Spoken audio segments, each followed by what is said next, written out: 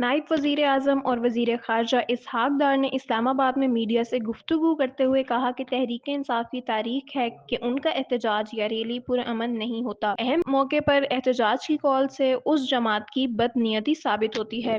اسحاق ڈار کا کہنا ہے کہ قانون کے مطابق ریڈ زون میں کوئی احتجاج نہیں کیا جا سکتا۔ ریڈ زون کی سیکیورٹی سے متعلق خصوصی قوانین نافذ کیے گئے ہیں۔ وفاقی وزیر نے کہا کہ اسلام آباد میں کسی بھی احتجاج کے لیے مقامات کا تعین کیا گیا ہے۔ 24 نومبر کو غیر ملکی وفد پاکستان کے دورے پر تھا۔ ایک جماعت نے حیران کن طور پر 24 نومبر کے اہم موقع پر احتجاج کا اعلان کیا۔ ان کا کہنا ہے کہ ماضی میں اس جماعت کے انتخابات میں دھاندلی کے الزام پر احتجاج کیا اور الیکشن میں 35 پنکچرز کا بیانیہ بنایا گیا۔ جوڈیشل انکوائری میں ثابت ہوا کہ کوئی انتخابی دھاندلی نہیں ہوئی تھی۔ نائب وزیر اعظم نے مزید کہا کہ اسلام آباد ہائی کورٹ کے حکم کے مطابق پی ٹی آئی کو سنجیدگی پر احتجاج کا کہا۔ سیاسی جماعت نے ریڈ زون میں ہی احتجاج کرنے پر بیجا اصرار کیا۔ اسحاق ڈار کا یہ بھی کہنا ہے کہ تمام تر کوششوں کے باوجود سیاسی جماعت ضد پر اڑی رہی۔